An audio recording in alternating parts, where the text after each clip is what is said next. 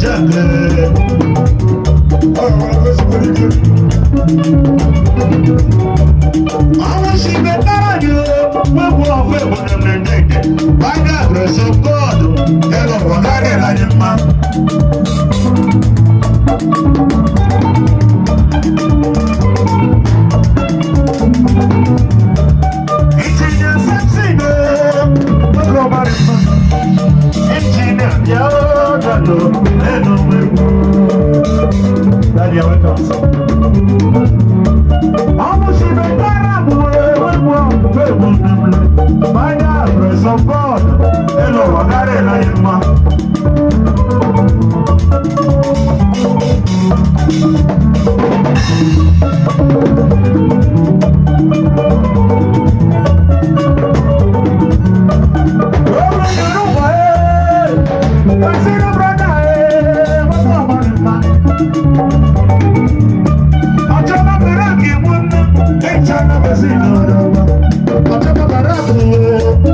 I'm